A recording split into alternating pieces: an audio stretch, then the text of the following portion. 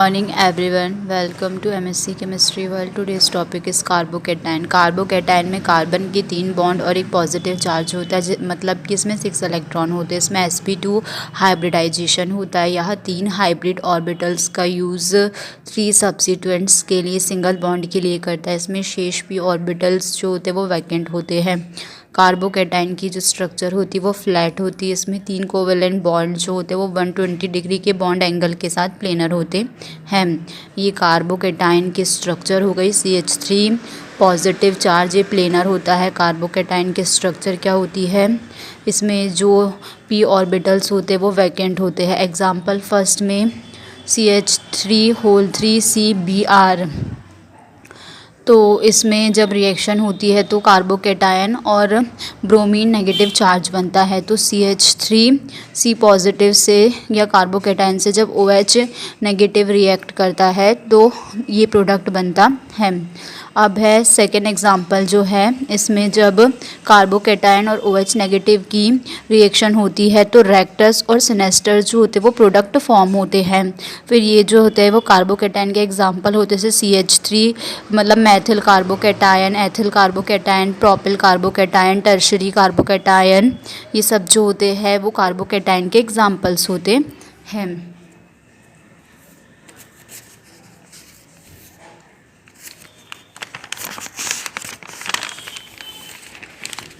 ये भी एग्जाम्पल है. फिर स्टेबिलिटी ऑफ कार्बोकेटाइन. स्टेबिलिटी जो होती है कार्बोकेटाइन की डायरेक्टली प्रोपोर्शनल होती है 1 चार्ज के मैग्नीट्यूड से. अब कार्बोकेटाइन की जो स्टेबिलिटी होती है उसको फाइंड करने के लिए हम inductive effect, hyper conjugation and resonance का यूज़ करते हैं. तो सबसे पहले इंडक्टिव इफ़ेक्ट क्या होता है, ये इलेक्ट्रॉन डोनेट करता है जो कार्बन का जो पॉजिटिव चार्ज का जो मैग्नीट्यूड होता है उसको कम करता है. Stability of carbocation directly proportional होते हैं प्लस आई इफेक्ट के. यदि प्लस आई इफेक्ट ज़्यादा होगा तो कार्बोकेटाइन की स्टेबिलिटी ज़्यादा होगी. Example CH3 plus, ethyl carbocation, propyl carbocation और टर्शरी कार्बोकेटाइन. तो सबसे ज़्यादा जो स्टेबिलिटी होती है वो 3 डिग्री कार्बोकेटाइन की, फिर 2 डिग्री, फिर 1 डिग्री और फिर CH3 कार्बोकेटाइन की. हाइपर कॉन्जुगेशन में CH बॉन्ड के सिग्मा इलेक्ट्रॉन को पॉजिटिव कार्बन एटम के इनकम्प्लीट p ऑर्बिटल में डीलोकलाइज्ड किया जाता है. इस प्रकार सभी एल्किल ग्रुप में आवेशों को फैलाया जा सकता है. टर्शरी कार्बोकेटाइन में रेजोनेटिक स्ट्रक्चर की जो अधिकतम संख्या होती है.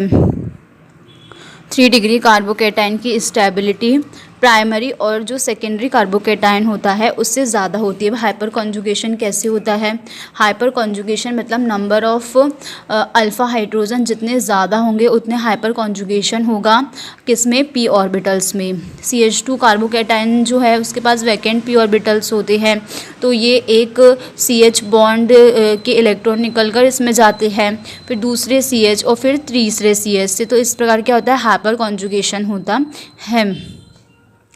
अब ये जो है वो C पॉजिटिव CH3 है, तो इसमें 10 स्ट्रक्चर बनेगी. कैसे, क्योंकि इसमें 3 3 दूनी 6 3 3 9 हाइड्रोजन है और एक वो स्ट्रक्चर खुद है. फिर इसमें कितने बनेंगे, CH3 पॉजिटिव CH3, तो 3 और 3 6 स्ट्रक्चर बनेगी. अब रेजोनेंस क्या होता है, रेजोनेंस मतलब कि पाई इलेक्ट्रॉन जो होता है उसका डीलोकलाइज्ड होता है. इसमें पाई इलेक्ट्रॉन कैसे डीलोकलाइज्ड होते हैं, जैसे कि ये हो गया है बेंजीन पॉजिटिव. अब बेंजीन रिंग के ऊपर यदि पॉजिटिव चार्ज आ जाता है तो वो अनस्टेबल हो जाएगा. तो example CH2 double bond CH positive, ये भी अनस्टेबल होता है. Maithil CH2 positive. फिर एग्जाम्पल है कि CH3 positive CH double bond CH2 की रेजोनेटिक स्ट्रक्चर क्या होगी, 2 होगी. कैसे, CH2 मतलब पॉजिटिव चार्ज इधर डीलोकलाइज होगा और डबल बॉन्ड यहाँ शिफ्ट होगा तो इसकी 2 स्ट्रक्चर बनेंगी, मतलब इसमें पाई इलेक्ट्रॉन डीलोकलाइज्ड हो रहे हैं. अब है CH positive CH3 double bond CH2, तो इसमें क्या होगा, प्लस आई इफेक्ट होगा. कैसे होगा plus I effect, plus I effect होगा, तो इसकी स्टेबिलिटी जो होगी वो ज़्यादा होगी, सेकेंड वाले की स्टेबिलिटी फर्स्ट वाले से ज़्यादा होगी। अब है बेंजीन के ऊपर यदि CH2 पॉजिटिव है तो क्या है, इस कार्बन पर क्या है, इलेक्ट्रॉन की कमी है, तो ये बॉन्ड यहाँ शिफ्ट होगा, तो पॉजिटिव चार्ज जो है वो डीलोकलाइज्ड होता है रेजोनेंस में। Thank you. प्लीज़ गाइज मेरे चैनल को लाइक एंड सब्सक्राइब करें।